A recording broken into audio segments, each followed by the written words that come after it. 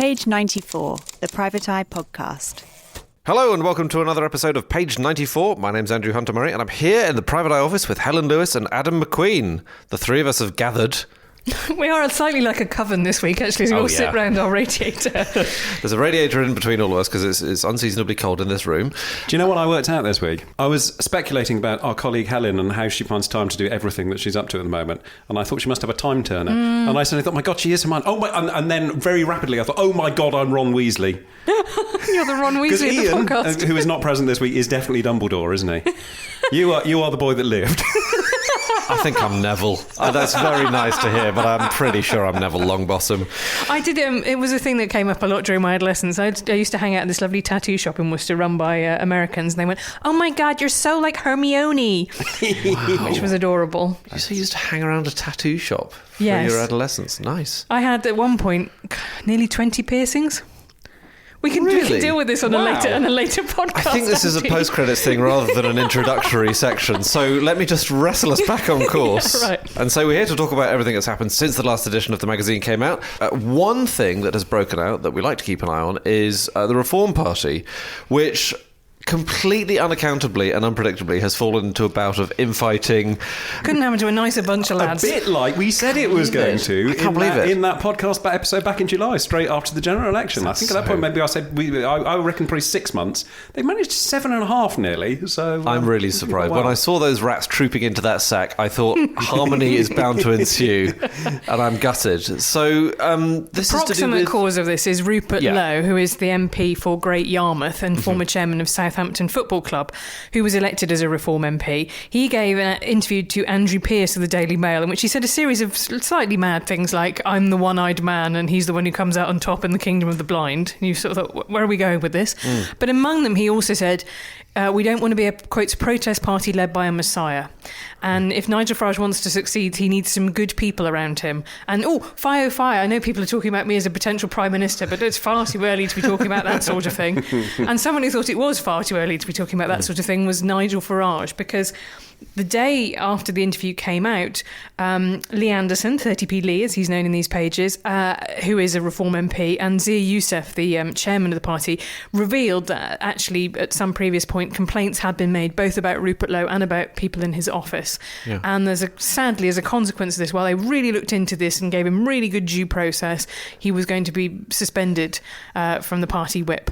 Wow. Rupert Lowe, perhaps not unreasonably, has decided that this is sort of a revenge whacking. It's extraordinary timing. They just finally got to clearing that paperwork about all the complaints about him after he was treated about Nigel. But it was amazing on Sunday morning because Richard Tice, who is, we've named nearly all of the Reform MPs now, haven't we? But he went on Laura Kuenssberg to say, no, it's completely unrelated. It's just absolutely, any claims of bullying or physical intimidation have absolutely got to be taken seriously.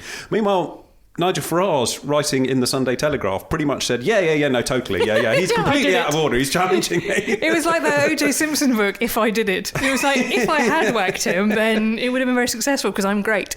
But also it's a pattern of behaviour in Nigel Farage's parties. The UKIP, the Brexit Party, and now Reform, is that anybody who goes against Nigel Farage does not last very long. Right. We talk about these as populist parties, but all of them essentially are Nigel Farage vehicles. UKIP still exists, by the way, but it collapsed as a force almost, as soon as Nigel Farage left it, really.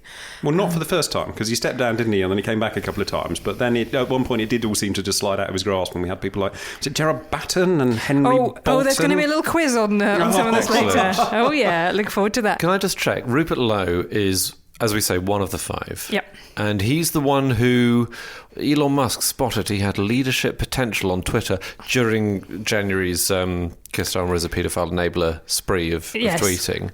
That Rupert Lowe was the one who, when Musk and Farage fell out, Musk said, this is the guy. Yes, that's the proximate cause, really, of all of this grumpiness, is that if you're Nigel Farage, you think Rupert Lowe's got a bit too big for his boots.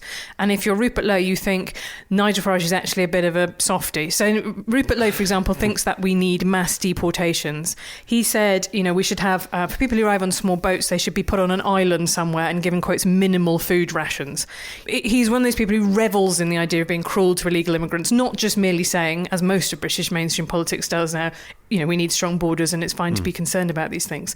So there's two distinct problems here. One of which is that type of very cruel, overtly populist right politics has a pretty hard ceiling on it in Britain, and it is much lower than the amount of votes that Reform got at the last election.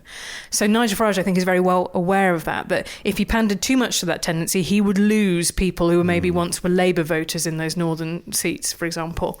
And, then there's just the kind of, as you say, the kind of personality aspect of it. Rupert Lowe is also another way that he represents Reform's voting base is that he is a very online baby boomer. Right? He tweets a lot, or rather posts a lot on X. Ever since this scandal broke, he has been on there constantly putting out statements saying, I have actually spoken to them, my lawyer says this, and the lawyer comes back to him. He's been backed up online by Andrew Bridgen, potato-loving friend of this podcast. This is a kind of distinct, and that's what, as I said before on this podcast, one of the things that distinguishes Tory supporters from Reform supporters is that very onlineness. The fact is that if you are somebody who's aged over 60 and is spending a lot of time on X, that is the Rupert Lowest tendency within Reform. But it's not by any means the whole description of their support and what they could possibly capture. And it's also a field that Kemi Badenoch has pretty much got to herself, isn't it, at the moment? Bless her. I had a steak sandwich at the weekend and I was trying to work out whether or not this was Kemi Badenoch approved or not. Steak for lunch, good. Sandwich for lunch, bad. Because Reform... They're reasonably left-wing, aren't they, on things like economics? I mean, they talk a lot about nationalising various things. Yeah, nationalising water companies and things. That was another big split within Reform and tensions within the party between the kind of much more Thatcherite, Reaganite, that's the natural Farage tendency, which is all about deregulating the city and wealth creation and stuff like that, versus... As you say, the UKIP manifesto from the kind of mid-2010s was very much, they're not going to be saying... let's get rid of the triple lock. You people need to learn to fend for yourselves, right? In certain senses, they are quite protectionist. That was the manifesto that said that people should have to start dressing up to go to the theatre again, wasn't it? And the circle line should be a circle again, I proved. Sorry, that was in a manifesto. That was a UKIP manifesto. That was one of the periods where Nigel Farage stepped down and thought, was it Lord Rannoch? Lord Rannoch went on an interview with John Sopel in which they asked him about a series of bananas things, and he was like, I'll be honest with you, I didn't say it like this, but essentially the line was, I haven't read it.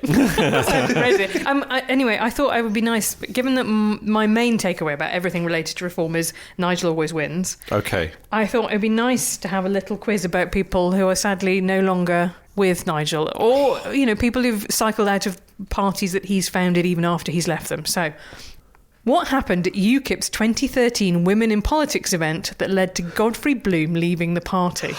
You might not even need the multiple choice on this. Ding-a-ding-a-ding. Go on. He called them sluts. He joked that a group of female activists were sluts for not cleaning behind the fridge. That's right, and he meant that kind of sluts. That was what was so magnificent, was the most old-fashioned use of the word slut anyway. Actually, it had to be sort of explained to everyone. No, you should be taking offence, but in a different way. Yeah. In the 2024 general election, what unorthodox campaigning tactic did UKIP leader Lois Perry adopt? Did she A, change her last name to Brexit, B, hired a bulldog to attend all her events with her, or C, endorsed Nigel Farage even though he was in a different party? I'll go with bulldog. No, you see, I think that's the false one, because Andrew Rossendale famously took his bulldog out in his Union Jack coat, didn't he? So I think that's the red herring. Who the bulldog is the red herring here. Tory MP? Yeah, Andrew Rossendale, MP for... Somewhere in Essex, Romford. Yeah, Romford. He used to send out constituency leaflets in which some of his spicier views were attributed to the bulldog. Sort of plausible deniability. It wasn't me, it was the dog. Blame the dog, yeah. Implausible deniability. Yeah, it was like, Winston's very worried about illegal migration. Yeah, anyway. I'm going to change the name to Brexit. Of course, it was she endorsed Nigel Farage. Very nice. Okay, so Andy's leads 1-0. Okay. Stephen Wolfe was notoriously pictured, sparked out on the floor of the European Parliament after an altercation with an aptly named fellow UKIP MEP.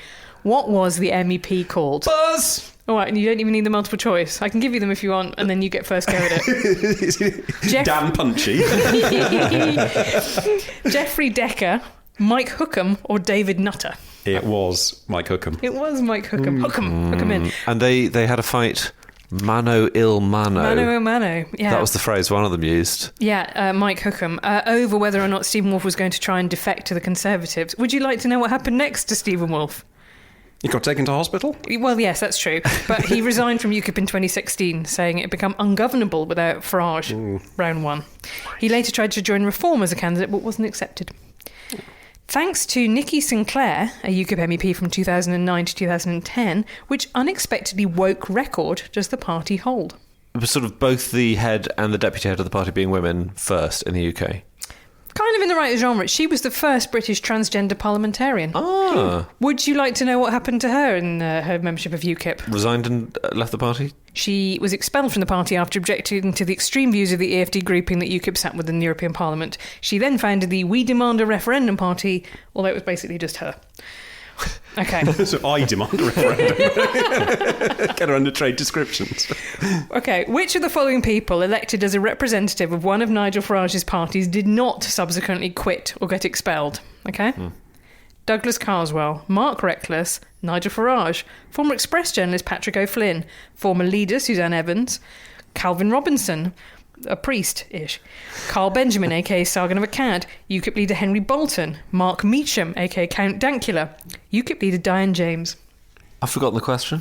One of them is still in the party that they joined. Okay. A party that was at one point founded by, or led by Nigel Farage. I'm going to go Diane James. Henry Bolton? Henry Bolton, I'm afraid he was no confidence as UKIP leader of his girlfriend's racist texts about Meghan Markle. Yes. Diane James lasted 18 days as leader, less than half a truss. And she was then cooed. She left to be an independent. The person who joined UKIP and is, as of this morning, still UKIP's lead spokesman, Calvin Robinson. No. Yeah. You're joking. When did he join? He only joined in the last year or so it's a post-Nigel join of UKIP, but he joined and he's stuck the But he's course. living in America, isn't he? Oh, okay, well, Someone sent me a crowdfunder to buy him a house in America. Did you contribute? Oddly, no. Douglas Carswell quit in 2017. Mark Reckless quit UKIP, joined the Conservative group, left to be an independent, joined the Brexit Party, then joined the Abolish the Welsh Assembly Party, reason that Brexit had been achieved, then joined Reform. Nigel Farage, as previously discussed, quit several times. Patrick O'Flynn left for the SDP in 2018. Suzanne Evans left over Gerald Batten, appointing Tommy Robinson as an advisor. Carl Benjamin was also joined at the same time as Tommy Robinson. He was expelled for his extreme views. Count Dankula left after internal disputes and then most recently ran for the Scottish Libertarian Party. Tommy Robinson's been the root of a couple of these, hasn't he? Because the whole the altercation with Musk back in January, when he said that Rupert Lowe would be a better leader, that was over Rupert Lowe would be more friendly to Tommy Robinson joining the party, which is obviously is kind of the red line for Nigel Farage, isn't it? Yeah. Can I ask you, Helen? Yeah. That quiz. Yeah. What has it taught us? Have we learned that there is a real dearth of talent and only Farage is capable of filling the space on the right and persuading people that his ideas are decent? Because he is very persuasive. He has attracted millions of votes in various elections. All these other people seem to be absolute no-hopers. Why? I'm really reluctant to go along with the great man theory of history, but I think if you look at both Nigel Farage and Donald Trump, they matter in historical terms. I don't think, as you say, that the British radical right would have got to the stage that it had without Nigel Farage. Now, if you talk to Dominic Cummings, he will say there's a reason we quarantined all those people in Leave.eu and didn't let them anywhere near vote leave. You know, we needed to build a bigger coalition. But he's got an appeal, which is related to him being kind of upbeat and smoking a fag and drinking a pint and you know, he's just got a personality and a kind of charisma and a style, and you know, he has occasional flashes of nastiness, but I think some of the things that you see with some of the less successful and more extreme right people on that list is that the nastiness is overly exposed, right? With Farage there's a kind of bonhomie, and I think if you start just talking about how you want to deport people, that is, in Britain at least, a kind of losing proposition. And Nigel Farage has always been very careful about walking the line about just asking questions or saying what legitimate concerns or framing it as part of a wider anti-elitism. And then some of the people who try and do a Nigel Farage impression just come out and go, you know, I don't like foreigners. And people go, a bit much. And that's what's run him into trouble more recently, hasn't it? Because, you know, this is a man who is also on the record saying, you know, Putin is the most impressive politician in the world and being very, very much on Donald Trump's side throughout everything. Trump being in the White House this time around and the kind of more unchained version of Trump is a real problem for him and indeed for all of Europe's populists. Ben Ansell, the political scientist, has just written a very good Substack post about this. But being tied to Putin is a real problem. You know, if elites have a go at you and you're a populist politician for being, you know, chaotic or whatever it might be, or being extreme, that doesn't necessarily hurt you because you kind of say, well, you would say that, wouldn't you? You're just scared of me. You're scared of people like me. But being tied to an enemy, a foreign enemy, is really bad. And it's obviously something that Farage is, it's sensitive to, because he was on Russia Today. He has tried to kind of triangulate on the Ukraine war in a way that the other politicians, Kemi Badenoch being an obvious example, have not. And that, I think that could really it is literal political Novichok. It was what did for Jeremy Corbyn in the end, wasn't it? It was the moment in 2018 where he appeared to be sympathetic to Russia and said that we should send samples of the poison that was found in Salisbury over to Russia. Not to poison Putin, but just go, no, definitely not mine. Never seen it before, Gov. I know. Yeah, so I think again that's another real problem that they have at the moment, and populist parties across Europe have, is that feeling that they are not nationalists in the way that they would like to be. That they're now in an alliance with a kind of globalists. They are globalists, but unfortunately their set of allies are Russia and Iran and China. So I think that's really damaging to them. But the main thing we've learned is that it's very funny. Right, now we come to our second story of the week, which is from, I'd say, the other end of the political spectrum, just about, to reform. This is about the BBC, because Charlotte Moore, who's the chief content officer, and has been for some years, has announced she's off.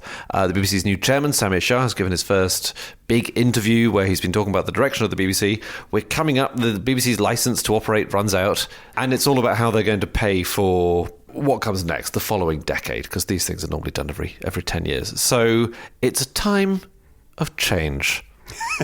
I'm bidding for some documentary voiceovers at the moment. Tom Hanks can't take all of the Attenborough slots. You could do it. The Gentle Puffin. So they're in a bit of a state, as is TV in general. Yeah, I mean, the Charlotte Moore thing, it just seems to have taken everyone by surprise, as far as I can tell. No one really has a brilliant explanation for it as yet. Charlotte Moore had accumulated an enormous amount of power around herself at the BBC. I mean, she was...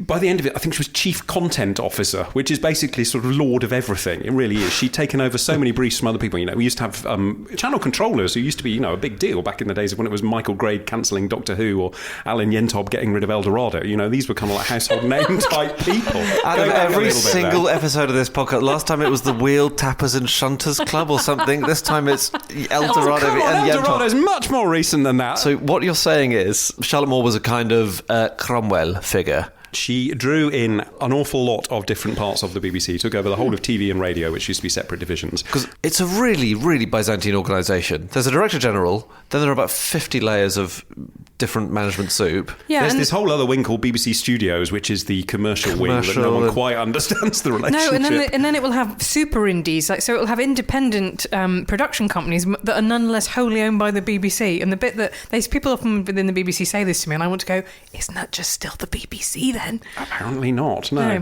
also BBC Studios making programmes for other people as well, as are ITV Studios. It's all a very confusing landscape. So it's loco. I don't understand any of it. But Charlotte Moore was this extremely powerful figure, and she was definitely in the running to be, a future Director General. That may be, a remote controller in our last issue speculated that may be what it's done, that these days you're not going to get to be Director General and head of the whole BBC without some experience out there in the independent sector. So what are the main problems facing the BBC as it comes up for the charter renewal in 2027? The big one has to be the future of the licence fee and whether that is going to carry on. I think really interesting, by the way, that Samir Shah's, the chairman of the BBC's first interview that he did was with The Times.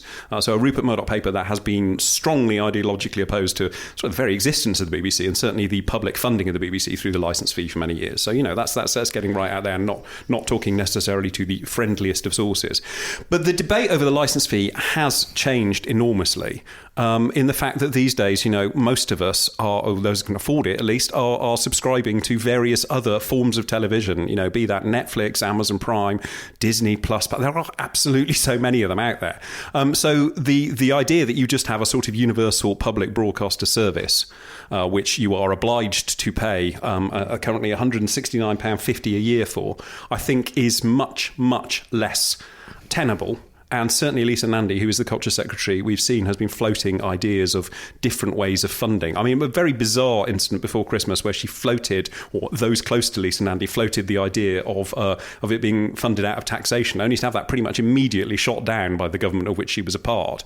But, there is very definitely some thinking about what's going to happen next going on at very, very high levels. Shah's theory is, one of the things he talks about in the interview is the idea of some kind of levy that is essentially like a proportional tax, right? website, I think one of the things that he says, which I think is a fair point, is that it's not fair that it is essentially a flat rate of 170 quid, no matter what your income, whether you're a millionaire or somebody who's struggling to get by. Which I think is utterly bonkers, because surely the only way of justifying it is going, no, it's not a tax on everyone. Mm-hmm. And if you suddenly say, well, it's related to the size of your property, which was specifically what he floated, if you've got a sort of a 5-bedroom property, well, you might have 5 tellies in it, so you need to pay more for that.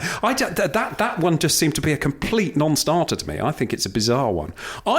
This is absolutely only my personal opinion. I think at some point they are going to have to go over to a subscription model. And I think that the BBC are going completely the wrong way about that, because the way for the BBC to sell itself in a marketplace is to say, we are the BBC, this is the stuff that we do that no one else is going to do. And that is enormously appreciated by people in this country, however much they might moan about the licence fee. BBC News is massively trusted. It's still where people end up. I mean, the BBC News channel itself, which I still think of as being this slightly obscure thing that only nerds like me tune into, it's got a reach of over 10 million a month. I mean, the people are at any sort of national event, that's where people go immediately, be that, the royal deaths or coronations or just, sort of terror attacks or anything. That is the first port of call for a lot of people.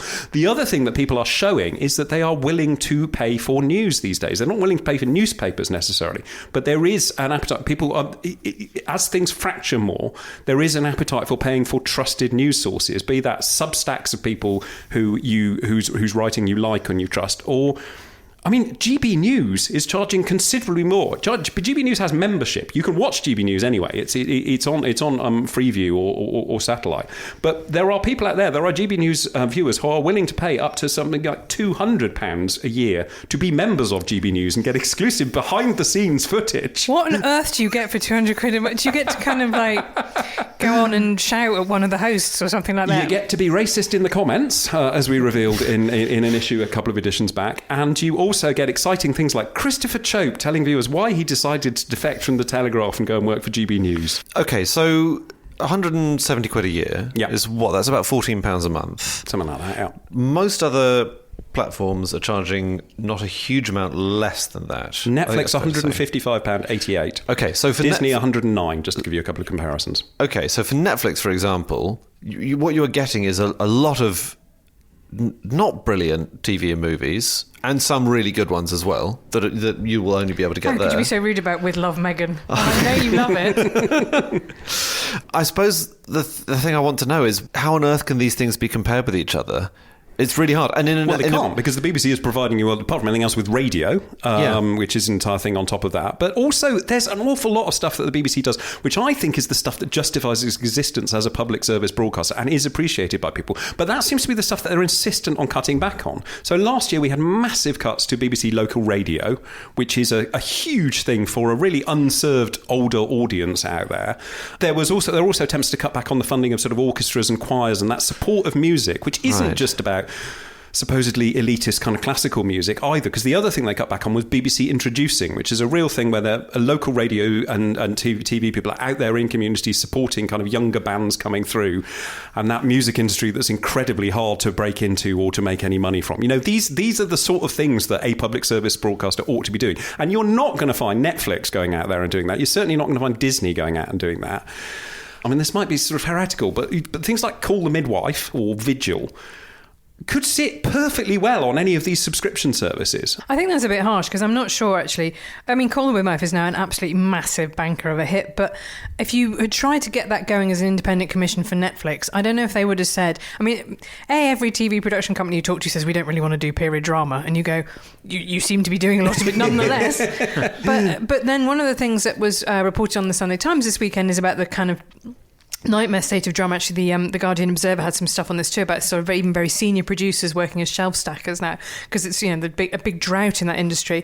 But essentially saying that the problem is you can't do anything approaching prestige TV or even normal Sunday night TV now without a co-production sponsor.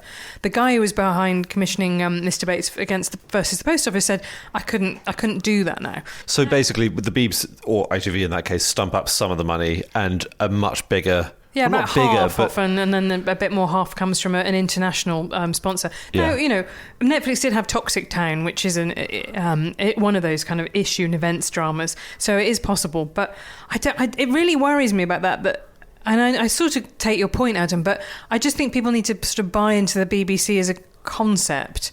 And I always wonder, if you strip away the bits that people really like, stuff that would do well in the commercial sector, like Strictly Come Dancing, say, then it sort of denudes the kind of round offering of everything that they do. You're saying you have to have the big shows in a way to justify the smaller ones as well, even though the smaller ones are the thing that you do that are unique. Well, I guess the main problem is, when you're talking about this kind of cutbacks, is the linear channels.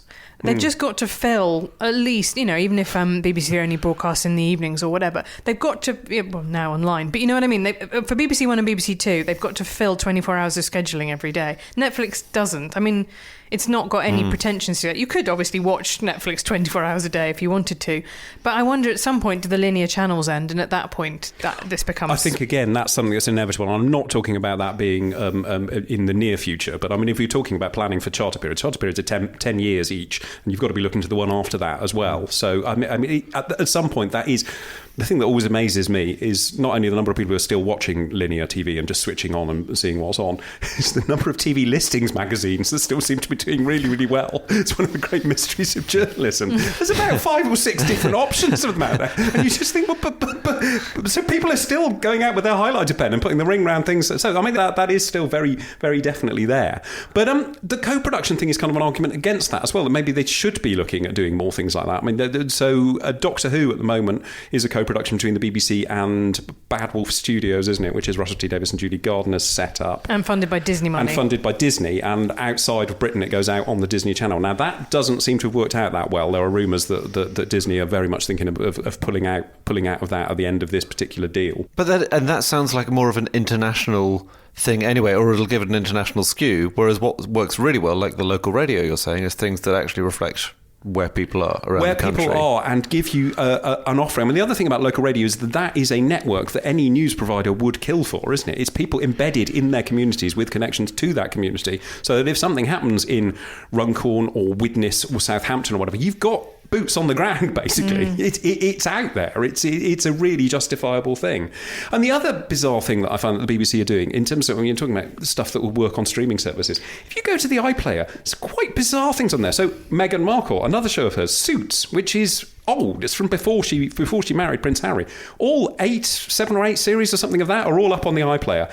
As is, and this amazed me, The Simple Life with Paris Hilton and Nicole Richie. Really? Sorry, which was on when I was in my 20s. I'm going to tell you something that's going to really upset you, which is that stuff is on iPlayer because it's for people your age and my age, about stuff that they remember from their youth, whereas today's young people are not watching even iPlayer, they are watching TikTok and YouTube.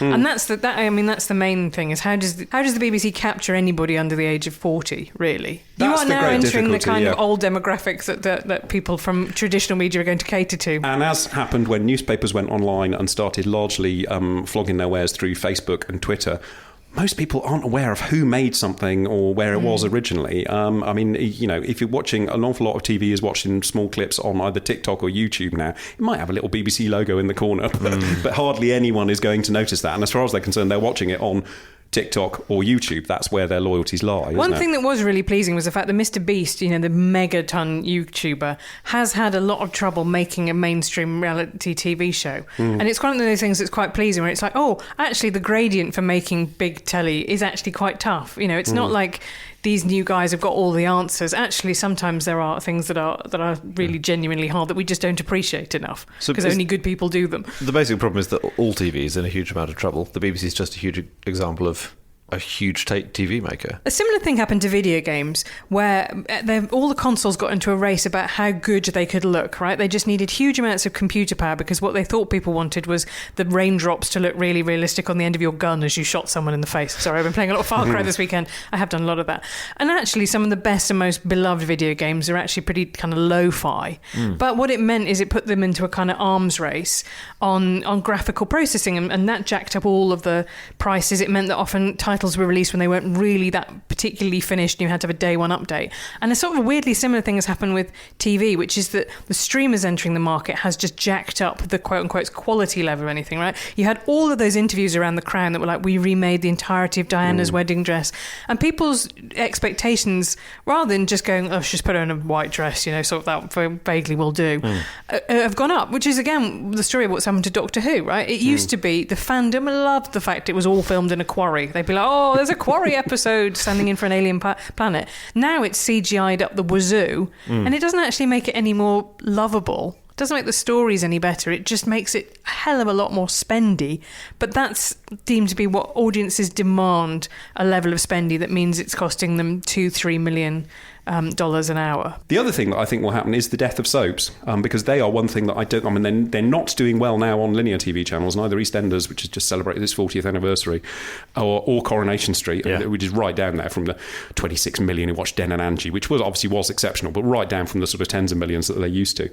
And also they don't work on streamers, as we discovered with Amazon Prime made that really weird decision to bring back Neighbours after it went out a couple of years ago, and have rethought that. It just wasn't getting the viewing figures. So whether we'll be seeing EastEnders through to its 50th anniversary or Coronation Street through to its, where are we at now, 70th, 75th? But is that just because they're very expensive? Because you'd think they're like podcasts. They're just podcasts with visuals, you know. You can make them for ages and ages and ages. The quality doesn't have to be very high. Present company accepted. But I think, again, as Helen was saying, it's the pressure on ramping up the quality of it and the events of it. I mean, there used to be episodes of EastEnders, if you've ever watched them on UK Gold, it was Will Lofty get his sewing machine to work, and Will Ethel take little Willie out for a walk today. And these days, you know, how many times have they blown up the Queen Vic now? It seems to happen about twice a week. And yet, one of the big successes of BBC Two, Only Connect.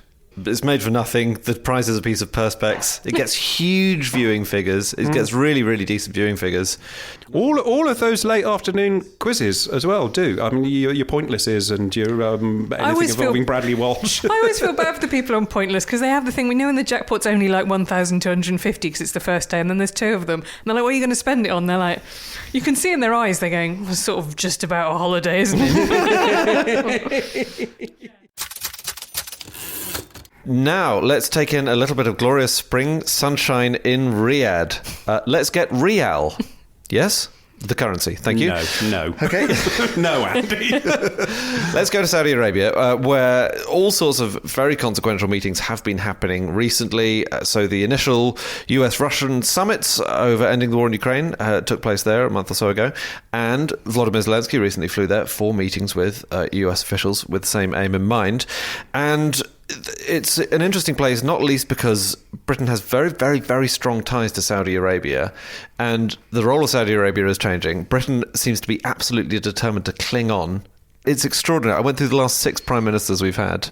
They've all, I wouldn't say not put a foot wrong with Saudi Arabia, but they've clung very closely to nurse.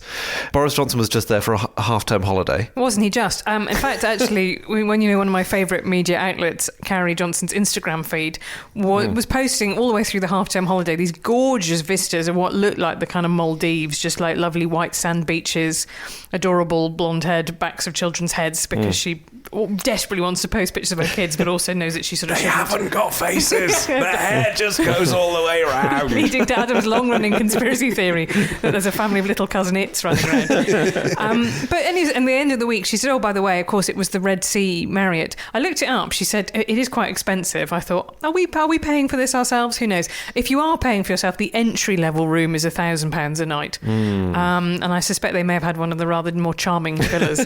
But, you know, it's part of the Mohammed bin Salman, the Crown Prince and kind of de facto ruler at the moment. It's part of his Red Sea project, where he wants to put a huge amount of investment into turning Saudi Arabia into a real tourist destination. So this is all, as you're saying, part of this kind of wider image rehab. No longer will we be the place of people getting their hands chopped off and throwing homosexuals off buildings and not letting women leave the house without abayas on. Instead, come to our beautiful Japanese sushi banquet and you might run into Boris Johnson. Yes, exactly. This is all part of a thing that is called Vision 2030, which Saudi Arabia is very keen to talk about.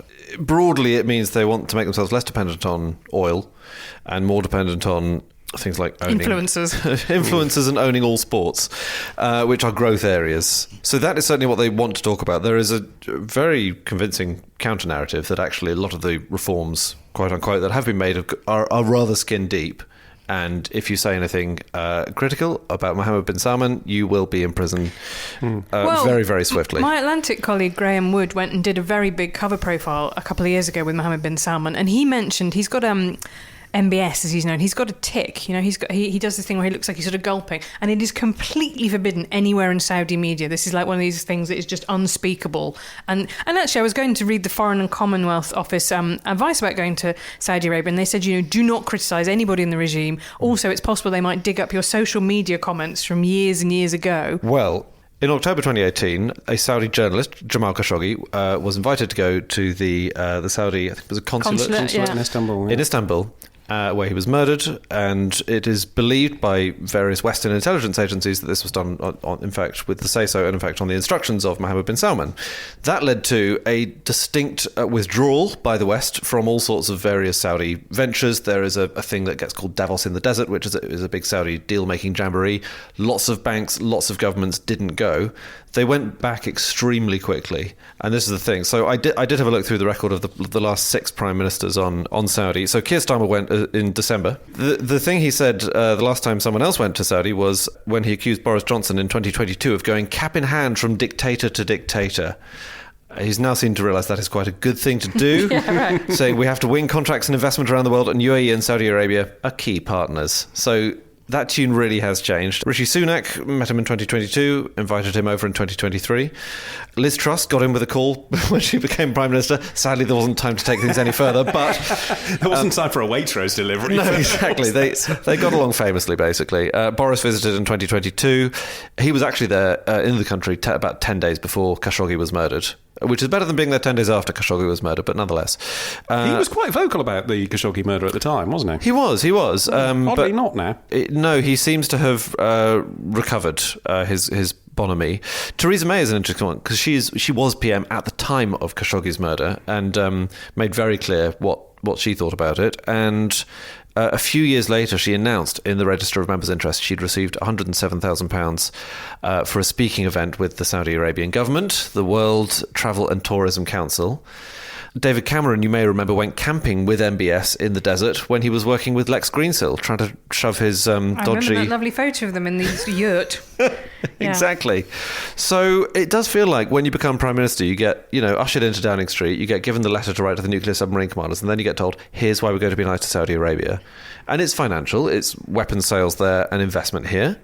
And to be fair, it has been absolutely transactional, hasn't it? I mean, ever since Tony Blair cancelled the investigation into the Al Yamamah arms deal, which is something Paul Foote wrote for us about loads in the 80s, and just said, no, we just need to do business with them, so we're not going to do this. I mean, there was at least no pretense about that. No, that absolutely. was before they'd started dismembering journalists with bone saws. It is a red line for me. Yes, it's a red line for me as well. I can see the point that if you're a British Prime Minister, you're going to have to deal with Saudi Arabia. They exist. They are a geopolitical fact. They are going to be a key partner in any kind of peace in the Middle East between Israel and Gaza. They have essentially become the only country that has buy-in from both Russia and America to be able to host Ukraine peace talks, right, in the way that Britain would like to, but Russia knows that we're really not on their side. Yeah. So, all of that stuff is just a kind of geopolitical fact. The stuff I find more difficult is the kind of journalists and influencers going over there, and then because the point about that is that you then after that slightly lose your ability to criticise them, not least because it is indeed illegal in Saudi Arabia to do so.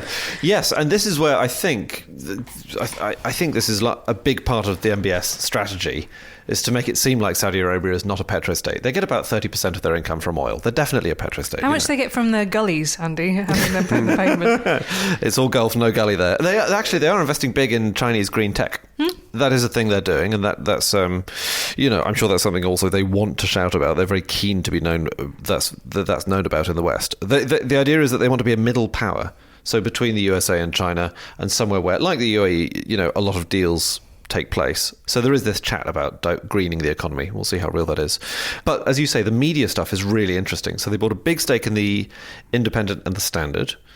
And Lebedev is great pals with MBS. Mm-hmm. He spends a lot of time out there personally, yeah. Yes, and Lebedev had him to dinner at Hampton Court when he came over in 2018. Stud House, Hampton Court. Yeah. He doesn't actually own the whole of Hampton Court. It's just Stud House. Do you think he makes him do all the kind of longevity stuff? Do you think they're there doing the sort of penile plasmographs and the hyperbaric chambers and all that sort of business together? Lebedev did join the board of Hevolution, which is a rather crankish longevity organisation, which MBS headed. Yeah, not Hervolution. Immortality, poor homme.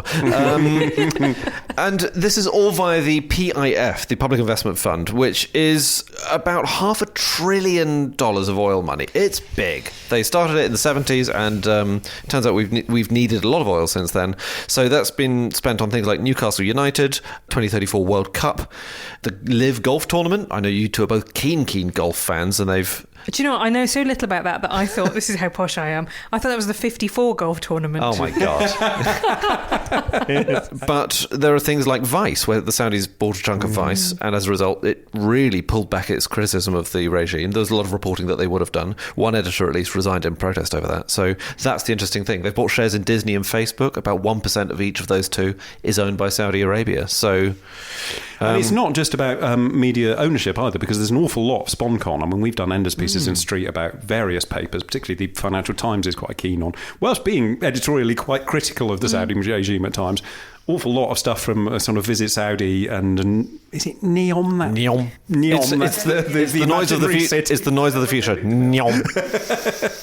Which, as far as I can see, looks like a sort of military base, and you have to eat all your meals in a kind of group canteen. It's something that you look like you would sentence influencers to do if I was in power, rather than something you actively choose to go to. It's not the Marriott that Boris and Carrie and the kids went to, is it? No.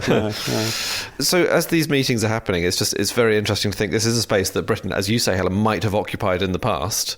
Oh, I thought you meant like physically, like our colonial power, but you mean the sort of imaginary space of the bridge between America and other authoritarian powers. Yeah, exactly. But it's not just that you're not allowed to make any criticism of MBS either, is it? It's that if you go over there for one of these jollies and are paid however much, you do seem to also have to make the obligatory gushing quote. Have you got those there? It's well, it's very much like appearing on Meghan Markle's show. You have to turn up. You have to try the stuff, the canapes, and you say, "My goodness, did you make this? That is amazing." I've been watching a lot of... You have watching too much with Love Meghan. Clue into Andy's life here. Yeah, you have to say, this Ladybird crostini is fantastic. To MBS. Yeah, you do. And Boris has been doing that. And I think some leaders clearly are even more enthusiastic to do Boris that than others. Piers Morgan was over there, wasn't he, for a jolly recently? Was he now? Yes, yeah. Who, having been extremely outspoken about Jamal Khashoggi when he was in his days back on Good Morning Britain when that happened.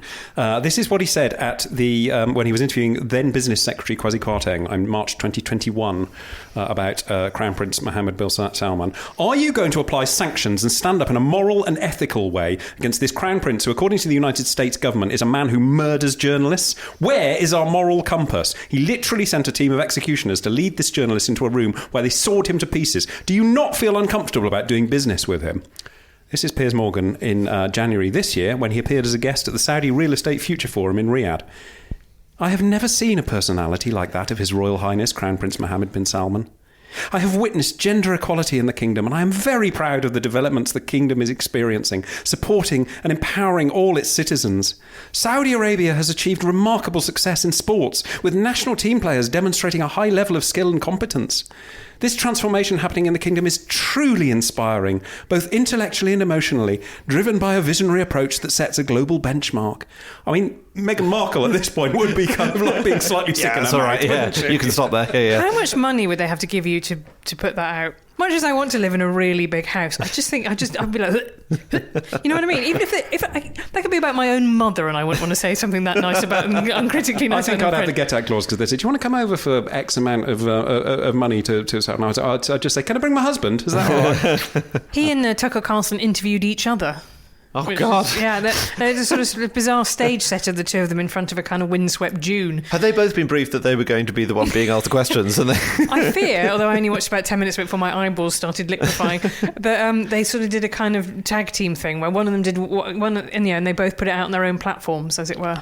Oh, I don't feel entirely well hearing about that. But imagine having to go to the desert to see it. There's not enough money in the world, is there? Tucker Carlson often wears sockless loafers as well, which I imagine in the desert would be very unpleasant. You never saw Lawrence of Arabia in sockless loafers, did you? It's true. Okay, that's it for this episode of Page 94. Thank you so much for listening. And we'll be back again in a fortnight with another one. But until then, there's a permanent podcast available. In written form. It's on newsstands. It's...